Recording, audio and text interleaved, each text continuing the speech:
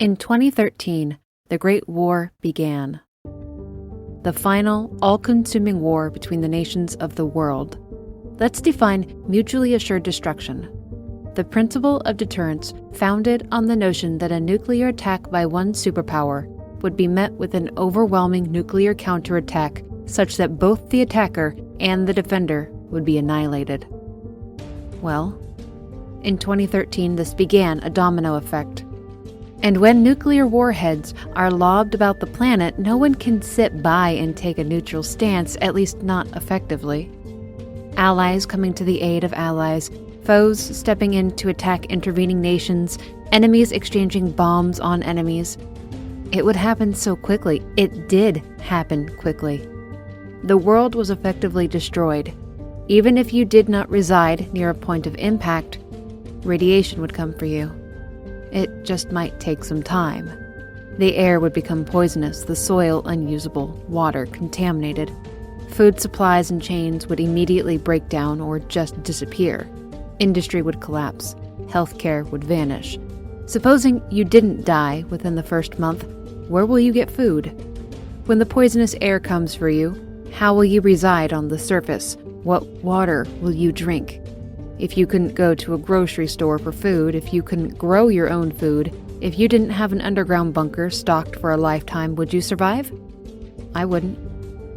I would be gone very soon after the war began. Probably choking to death. World leaders played their games of politics, power, and greed.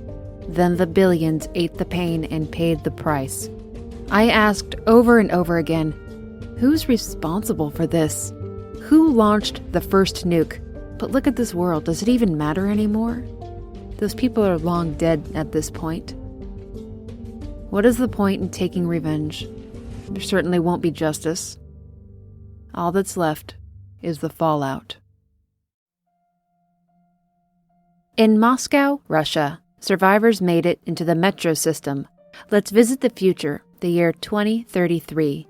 20 years after the war, and see what life is like in this metro. Groups of people survive in stations of the metro, outposts of sorts.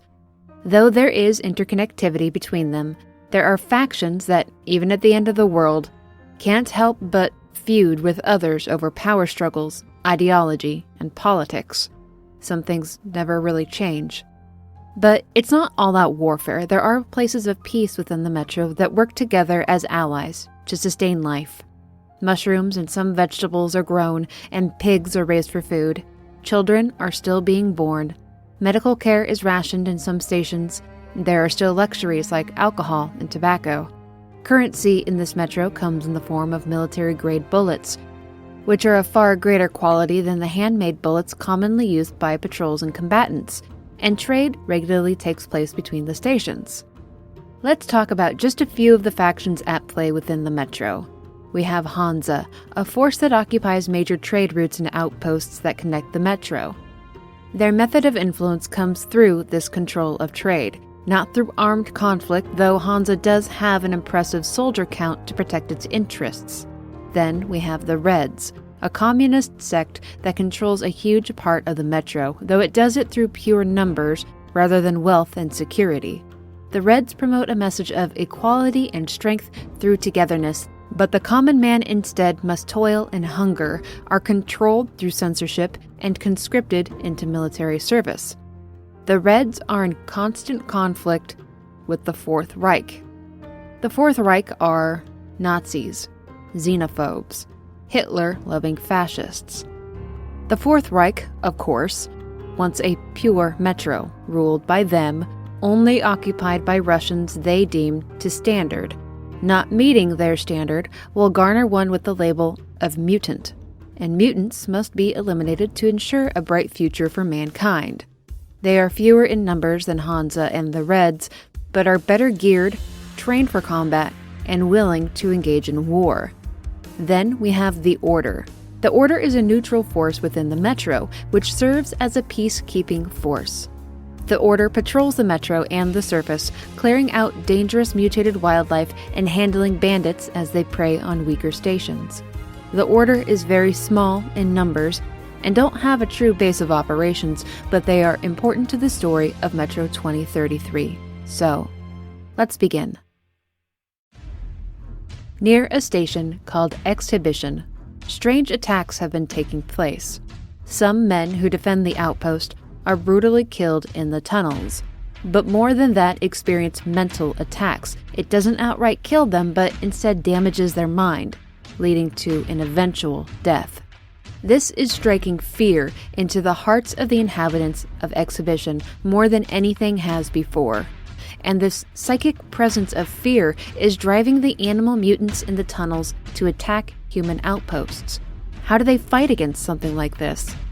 The leader of Exhibition, a man named Alex and the adoptive father of our protagonist Artyom, has suspicions. Alex believes that beings called Dark Ones are beginning to encroach on the Metro. These Dark Ones are what he calls the next step in evolution. After the bombs dropped, they were born, and they will win should a war begin. After another attack, very close to Exhibition takes place, a man named Hunter, who serves with the Order, tells Artyom that he's going after the Dark Ones in the tunnels, and that if he does not return, then Artyom must go to Polis, the heart of the Metro, and tell the leader of the Order, a man named Miller, what happened to him and what is happening at Exhibition. The Dark Ones are a danger to the entirety of the Metro and must be stopped. And Hunter does not return from the tunnels. Artyom's journey must begin. He must go to Polis and find Miller, the leader of the Order. The fate of Exhibition, his home, rests with the fulfillment of this mission, and he takes it deathly serious. Artyom takes a job as a guard for a caravan traveling to a nearby station called Riga, not telling his stepfather Alex that he actually intends to go all the way to Polis, and that he's on a mission from Hunter. It is Artyom's first time leaving Exhibition.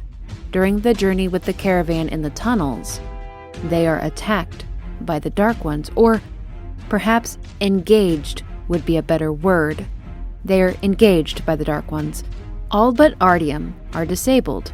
Animal mutants in the tunnels are riled up, attacking the caravan. Thankfully, Artyom is able to defend it, and recoveries are quickly made from the psychic attack. But this raises the question of how Artyom was not affected by the Dark Ones. Now there's something unique about our boy. At Riga, Artyom cannot proceed through the tunnels due to a lockdown. Apparently, there have been some odd events in the tunnels and bandit attacks. Though the people of Riga are oblivious as to the existence of the Dark Ones, Artyom meets a smuggler and a notorious roguish fellow named Bourbon, who is able to get him out through a blocked-off tunnel that is rumored to be cursed.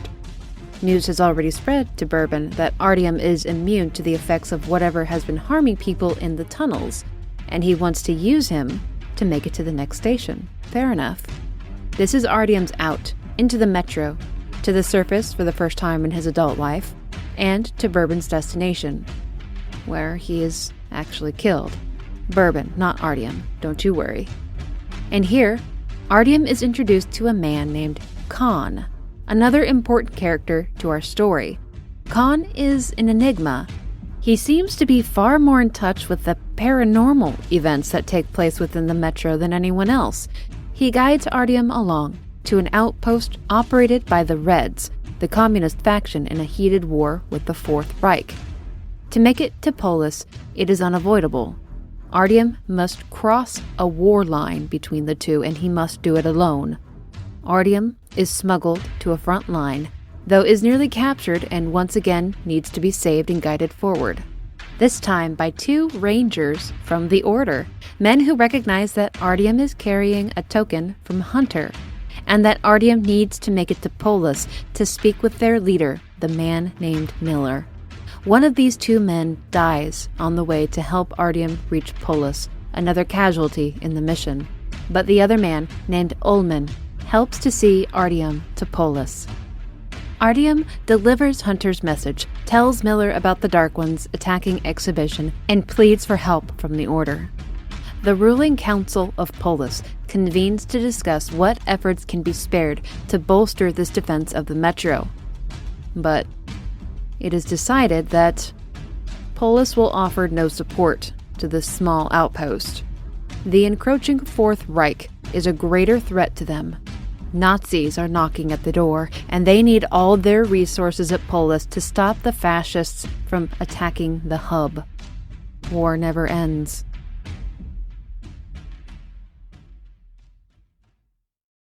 Miller will have none of this, though. Miller knows of a place called D6, a command center for missile bases around Moscow. He believes the location of D6 could be held in the depths of a military archive within a library at the surface. If they can get to that archive and just find where D6 is located, they stand a chance at activating the old missile bases and turning the weapons on the Dark One hive at the botanical gardens on the surface. This is exceedingly dangerous, as the library is infested with brutish and intelligent beasts that are highly territorial. But it must be risked. Those missiles are the only weapons that can end the threat of the Dark Ones and save the metro from them. And oh my, it is quite a fight to reach that archive. Miller was not mistaken in the least at the dangers Artyom would have to fight on his way there, but Artyom succeeds. He finds the documents relating to D6 and is able to bring them back to the surface. But Artyom begins to experience powerful hallucinations as they draw upon D6. Messages from the Dark Ones. He's experienced them before, but not this strongly. It seems to be peaceful. This comes after Khan delivers to him a message asking him to end the circle of violence during this mission. It's very unusual, almost out of place in this violent world. Upon reaching D6, the Rangers at the Order and Artyom find more than they could have hoped for. It's a relic from the past, full of pre-war military machinery, computers, and tiers of varied facilities. Though it's flooded with toxic gas, and after it's vented, Artyom very astutely ponders why there are no bodies or bones in this place, though spent cartridges litter the floor. To bring D6 back to life, power must be restored, which forces Artyom and Miller into the bowels of the bunker, where they find a massive, grossly shapen mess of flesh entwined around the reactor. The potential origins of this beast are a complete mystery. It's not difficult to discern a mutation that originated within an animal, but what on earth is this thing? It is quite hostile to the approaching humans, and even in victory, it's not yet dead. That will take greater joint efforts to accomplish. So, for now, power is restored, and the Moscow missile bases need only guided to a target. Artyom delivers the missile guidance system to the surface, atop a radio tower, experiencing more hallucinations from the Dark Ones as he continues on. Upon reaching the summit of his journey, the most extreme of these hallucinations takes place. They say, "Stop him. He cannot be allowed. Destroy him. Stop him." It feels so antagonizing. It does not feel peaceful, yet Khan asked us to consider peace to end the violence. This is confusing. It's disjointed. It does not make sense. Artyom is pursued within this final hallucination by a specter of the Dark Ones, which does not approach with words of peace. Yes, they act in defense of their own home and their lives, but this is not conducive to what Khan has asked us to consider of them. So, what was Artyom to do when his home, family, friends, and the whole of the metro was at risk? He activated the missile guidance system, and the hive of the Dark Ones was destroyed. Leaving this place, Artyom is left to wonder if he did make the right choice. Were the Dark Ones reaching out for peace? Was the madness they inflicted upon men an unintended consequence? When the Dark Ones were destroyed, did mankind lose something as well? Artyom's story does not end here. These questions will carry on, and we will search for these answers when next we return to the Metro.